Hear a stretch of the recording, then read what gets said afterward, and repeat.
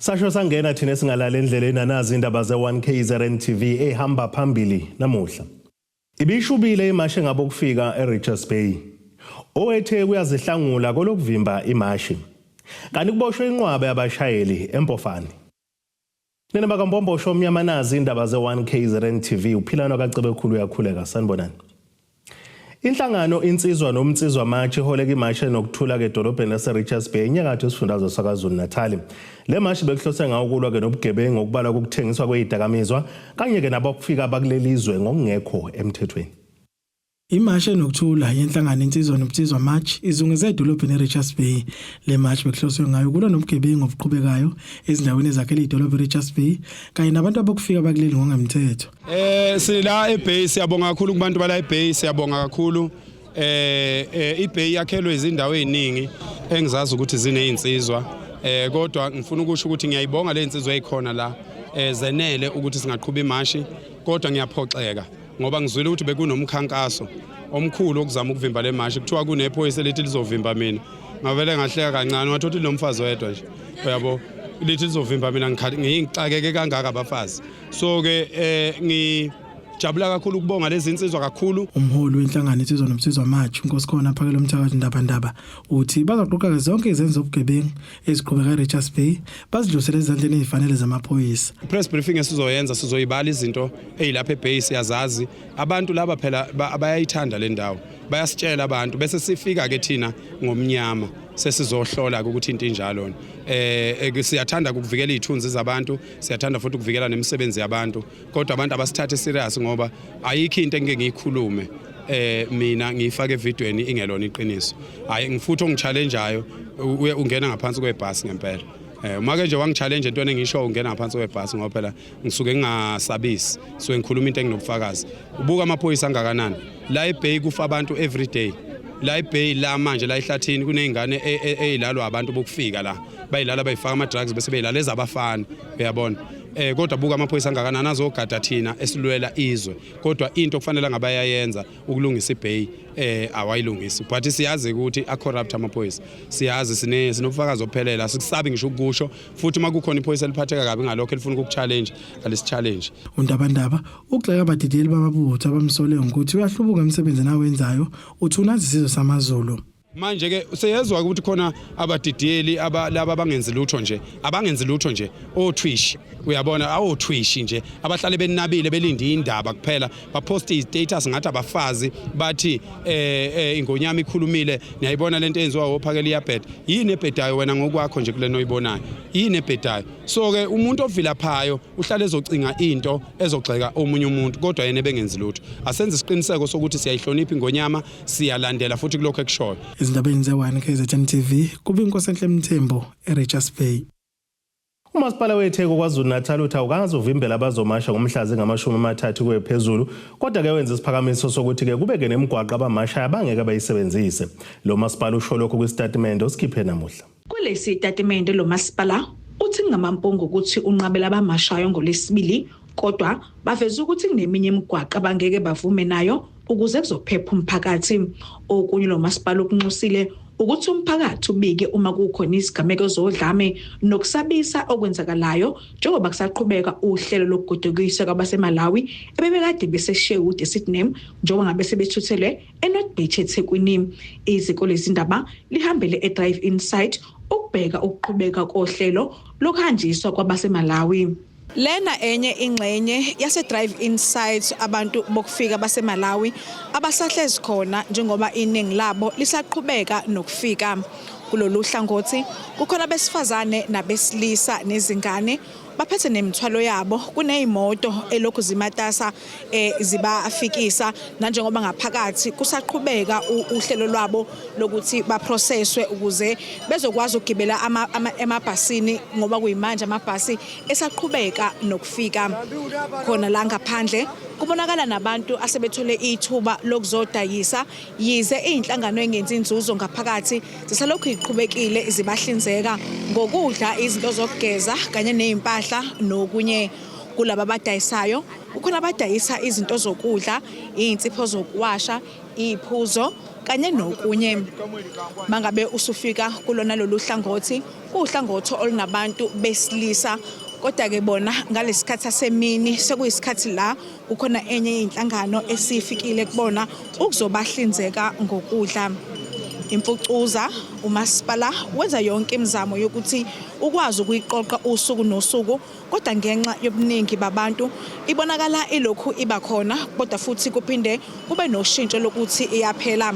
Lapha ngaphambili ezinye zezinto inhlangano engenzi inzuzo kakhulukazi ezamasulumane izona lezi elokhu ibasiza mayelana nezinto zokudla, njengoba kuyimanje ubona lo layini wabantu abawubambile wokuthi bethole okuyangasethunjini ngale eceleni abanye bekade befika osukwini lwanamhlanje nemtholo yabo ukuzolayinela ukuthi bekwazi ukungena ngaphakathi ukuze nabo bezongena kubantu abasohlwini oluhambayo. Akacaci ukuthi kuyoshaya usuku lwangolesibili okumhla ka-30 June onqolelwe inhlangano eyimashayo ukuthi laba bebe sebehambile kuleli. Omunye waseMalawi ofike namhlanje ogodukayo uthenda wena besebenzela kuyona ePinetown bebhekane nenkinga yokuthi kufika abantu sebethi kuzomela baphume ngoba kuzomela kuzosebenza abantu baseNingizimu Afrika. Uthi lokho kubonikeza inkinga ngoba bezizwe bengasaphephile. Inhlaka zikahulumeni okubala umnyango zasekhaya owezofuduko kanjalo nezinhlaka zezamaphoyisa zikhona ngaphakathi kulesi sikhungo ukusiza ngohlelo lokuqhubeka kokudokiswa kwabantu baseMalawi. Kutebogo Sibisi kwezindaba ze1KZN TV kuchannel 261 ngiseNorth Beach eThekwini. Bazozalelwa inja endlini abashayela bengena amaphepha mvume kanjalo nenkampani eqasha abantu bokufika abangena amaphepha afanele. Lokhu kuvele ngenkathi kunesivimba umgwaqo samalolo eMoyi River ebesenziwa ngosekela ngqongqoshe abehlukene ongeze isebenzi uJomo Sibiya wezasekhaya uNjabulo Nzuza kanjalo nowezokuthutha uMkhuleko Hlengwa. Baphelelwe amahlathi okucasha abashayeli bamaloli abangenawo amaphepha afanele okusebenza kuleli ngenkathi kunomkhankaso oqinisekisa ukuthi abashayeli balandela imigudu efanele.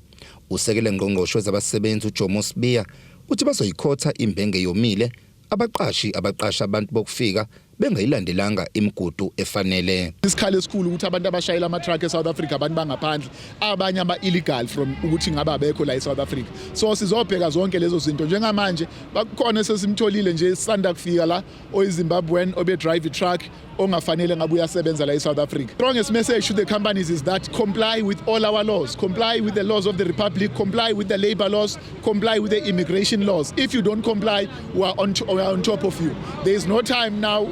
We need to ramp up our work and sithi abantu abenza okufanele. Abashayeli bamaloli bebebheka ukuthi banawo amaphepha mvume kanti abanye bokufika kuleli abangenawo amaphepha bakhalelwe amasongo kasigonyela. Usekela ngqongqoshe wezokuthutha uMkhuleko Hlengwa uthi basebenzisana namanye amazwe ingakho kumele balandele imithetho efanele. Bona ukuthi umthamo esibheke nawo namhlanje wama-truck ikakhulukazi ke ukubheka ukuthi wana abashayelayo basesimweni sokushayela banawo amaphepha nokuthi sinohlelo ngaphansi komnyango lokusebenzana namanye amazwe ngaphansi kwe-Cross Border Road Transport Authority. Manje ke iningi lama-truck asuke echwebeni ekhuphuka amanye wabasuke ephuma ngaphandle kwemingcele yaseNingizimu Afrika. Ngakho ke ukubambisana kwethu kuqinisekisa ukuthi yonke into ekufanele ingabe ingxenye yomshayeli nezimpahla ayiphethe isesimweni esifanele sokuthi ngabe uyiphethe.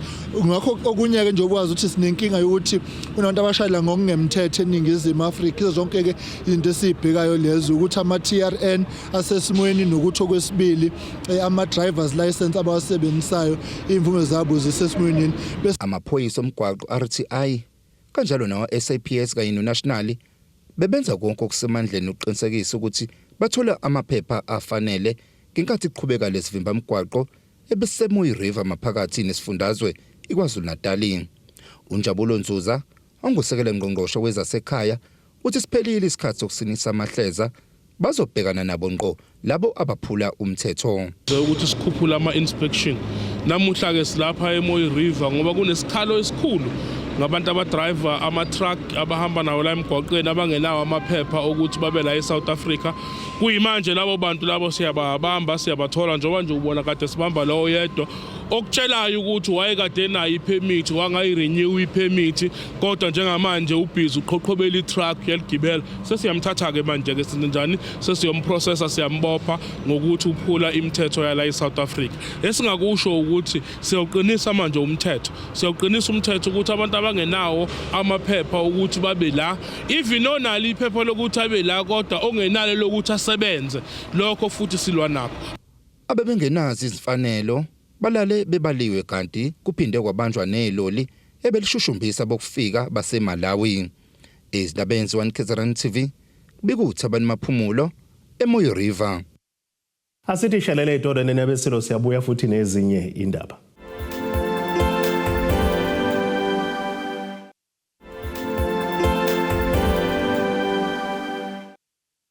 Asibonge siphinde sinamukele futhi kwindaba zethu ze1 KZN TV. Nazo ke zona ehamba phambili namuhla. Ibishubile imashi ngabokufika eRichards Bay. Owethe kuyazihlangula kolokuvimba imashi. Kanti kuboshwe inqwabe yabashayeli eMpofane. Umdidiyeli webutho lesilo uSipho Mhlongo uthi kabalindele ukuthi kube khona ozokweqa igama lesilo lokuthi ngabi noyedwa ozoshawa kwebiwo noma ke kuchitheka igazi emashini ebhekwe ngabomvu yokuxoshwa bokufika bakuleli ngongekho emthethweni ezobe kupheleni kwalenyanga. Ekhuluma esithangameni nabezindaba eThekwini sabantwana abasendlunkulu kanye nabadidiyela behlukene uNjomane uthi bazophuma ngothi labo nabo ukuqapha isimo singaphumi esandleni. Njengoba isinyathela amasimba abantwana eMashi yokuxoshwa bokufika kuleli ibutho lesilo lithi ke kabalindele ukuba kube khona abazokweqa izwi lengunyama ukuba ke ngabe bikho igazi elizochitheka ngalolu suku. Ayiphambene nokuthi abantu bamasha kakade futhi yazi ukuthi wonke umuntu ola ofike ngongemthetho ufanele ahamba buyele kuba akekho umuntu ongenalo ikubo. Kodwa icela nje into eyodwa ukuthi thina njengozulu obheka impi yayo njengabadidiyeli ukuthi kule mashi sigwema into eyodwa. Sigwema ukuthi akekho umuntu ohamba ohlukumezekayo. Akekho umuntu ohamba oshawayo noma engowala oshawayo. Akekho umuntu ozobonakala nesitradini ecosha ihlabishi kwabadayisayo. Akekho ozolutha isitolo aluthe agcekeza ntshontshe. Akekho nje ozokwenza ukuphambene ngalolu suku. Kulisithangami bekuhlangene abadidiyeli bamabutho abavela kuzo zonke izigodi kulesifundazwe abavumelene ngazulinye bathi ke kuyobe kuyaqala ukuba ibutho kanye nozulunkana eqa igama lesilo. Nabo abokufika baxwayiswe ukuba ke bangabafaki umunwesweni abakuleli. Gadani ke lokhu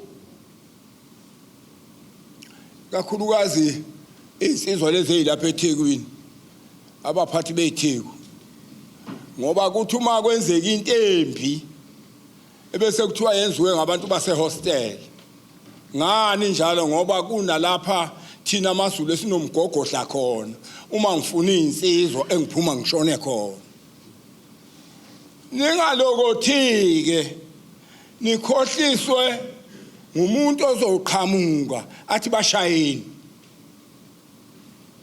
Manje kuqhamuka umuntu osho njalo othi bashayeni ningalokothi ngoba yini insila yaleli Theku.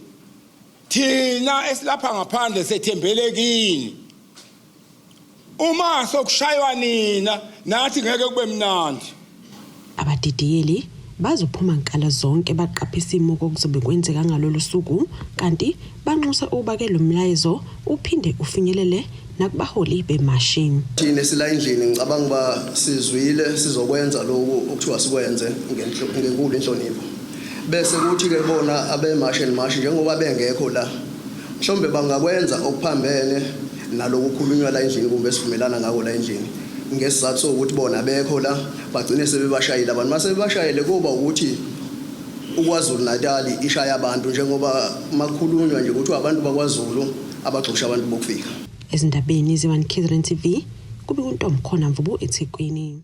Intsha engabanikazi bamabhizinisi ngaphansi kamasipala semhlathuze enyakatho KwaZulu-Natal ithole kumfutho omusha nje umasipala kunikele ngeinsiza kusebenza ezobasiza ukukhulisa amabhizinisi abo nokudala amathuba emisebenzi.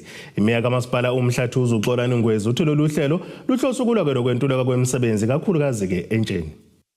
Sekupheleke iminyaka emine umkhandlu wasemhlathuze wethula ke uhlelo lokuxhasa osomabhizinisi abasebasha kuze kube yimanje ke bangaphezulu kwa400 abahlomulile kulolu hlelo kanti abanye sebekhulise amabhizinisi abo baze ke baqasha nabanye abantu emphakathini yabo.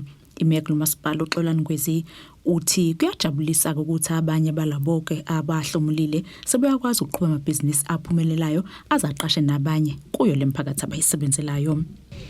But what is more important ukuthi ama-challenges ayebhekene nentsha ngo-1976 nama-challenges abhekene nentsha namhlanje ahlukile. Namhlanje intsha ibhekene ney'ngqinamba zokungabikho kwamathuba emisebenzi nenqubekela phambili nje empilweni zomuntu ngamunye. So kule term of office sathatha isinqumo sokuthi njalo ngoJune 16 masicelebrate le nyanga yabantu abasha eNingizimu Afrika esikwenzayo ukuthi sibanikeza insiza kusebenza ikakhulukazi abafuna ukungena abaqale benza amabhizinisi noma asebevele bekhona emabhizinisini kodwa kunezinto ezithize abashoda ngazo. So lo msebenzi wanamhlanje ke sizokwenza lokho esiqale eminyakeni ewu4 edlule. Ongwezi uthi ke bengumasipala bayaqikelela ukuthi bonke abasuke bethola uxhaso basebenzisa izithiza ngendlela efanele ukuze amabhizinisi abo akhule futhi kaqhubeke nokusimama isikhathi eside.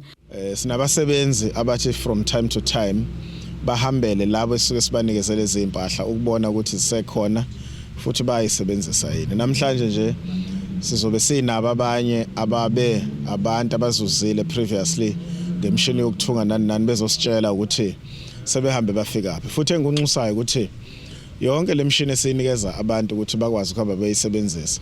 Abantu bakithi bayisupport lentsha esinikeza lemsebenzi ukubanikeza amathuba. Ngeke nje ukholwa ukuthi lesudu engigqokile ithungwe umuntu omusha esamnikeza imishini ngo2023. Ithungwe uyena mangakutshela ngeke uzukwazi ukubona.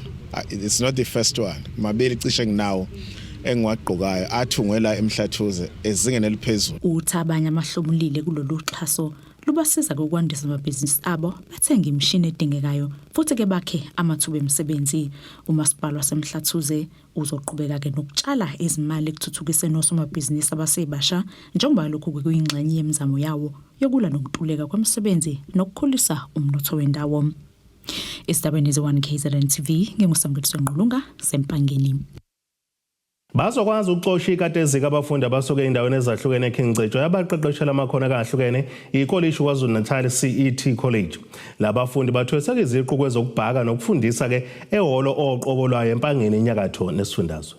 Lapho qobo lawo namhlanje sizonikeza abafundi ama certificates njengoba de befunda ama skills esiwenzisayo ama skills ka 6 months. Namhlanje ke bathola ama certificates lo mcimbi siwenza njalo ngoJune. iKwaZulu-Natal CET College inikeza abafundi ama skills. Kune skill esenziwa la ngaphakathi ibaking lapha abafundi sesibafundisa khona ngokubhaka. Bese siba no ECD lapho umuntu othisha basema crash bekwazi ukuthola ama skills ukuthi bekwazi ukusebenza ema crash. Ukufunda kwala ekhaya ke kumahala. iKolishi KwaZulu-Natal CET College ithi sekuzobalula kubafundi abathweswe iziqu ukuba bazisebenze. Uma abafundi sebenawo lama certificates bazokwazi ukuthi ema crash abakuona ngoba bakhona bangakaze bebe nazo khona akade bengenazo imfanelo abangenazo imfanelo thola ukuthi umuntu akafikanga ka grade 12 kodwa uyawuthanda umsebenzi wama crash. Lesi skill siyamsiza ke kutheni akwazi ukuthi ayithuthukise. Begajwe injabulo abafundi abathole iziqu zabo bathi sebejahile ukuzisebenza. Uthando lwami lokubhaka ilal qale khona nje ngisekhaya ukuthanda ukubhakela umndeni wami nokuthi ngiyathanda kakhulu ukuthi ngikwazi ukuthi ngibe umuntu ozisebenzayo njengoba imisebenzi ingasenza kingasekho kanje. Le certificate sokubhaka ngizosibeka phezulu kwekhandlela etafuleni la wonke umuntu ezosibona khona. Sizokwazi ukuthi sibhake sidayisele abantwana sikwazi ukuthi sibhake la khona senze khona amakheke amakhulu esesiwafundele ukucelebrate ama birthday sicelebrate ezemshado usizosiza kakhulu. Namhlanje ngizokwazi ukuphuma nami ngifaka ama CV ngoba vele kade ngifundela ukufundisa abantwana. Abantwana vele ngiyabathanda. Endaweni yasobizo ke bayazi ukuthi mangiqhamuka nje stopini ngiphethe impahla baphuma bonke abantwana bengiphelezele because vele ngifundele ukuba uMiss waseCrash ngiyakuthanda kakhulu. Ntando yenkosi Dlamini ezindabeni ze1KZN TV ngibika ngisempangeni. Asiphinde sithi shelele itolo nenabeselo siyabuya futhi nezinye izindaba.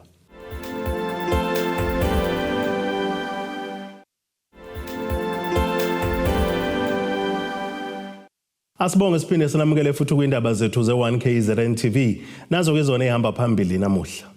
Ibishubile imashi ngabo kufika eRichards Bay. Owethe kuyazihlangula kolokuvimba imashi. Kanti kuboshwe inqwabe yabashayeli eMpofane. Ake sibheke engosini yezomnotho. Iranda kuleli lingu R16.51 kwidola laseMelika, libe ngu21.80 maqhathaniswa nopondo waseBrithani, libe ngu18.78 maqhathaniswa neeuro yaseEurope.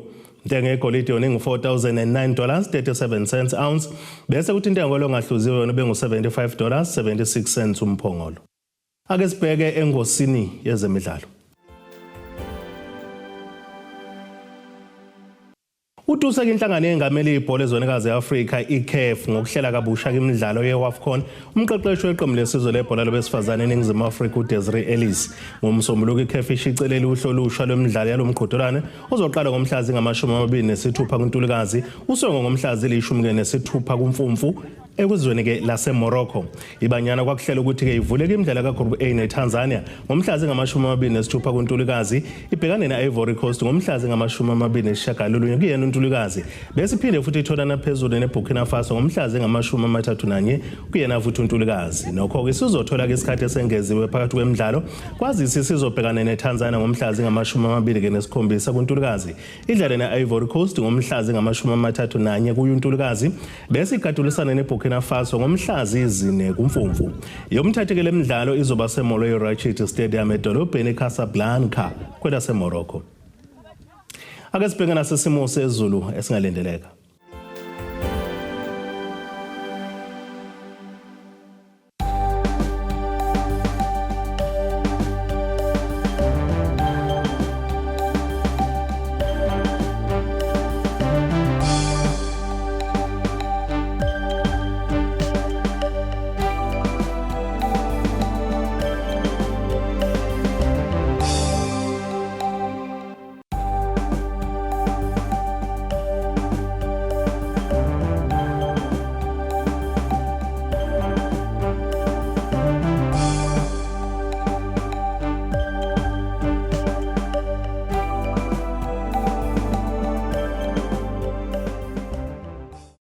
Yiyani nabakaqambu lankomo zelahlekele zodliwa umdlebe kwasoshangano kamzimba omntwana nethimba nje lonke le indaba sithi khumu. Abethuli bethu bezindaba baxhaswe iTulis Bayview Bridal. Ungabashayela kulezi zinombolo ezivelile.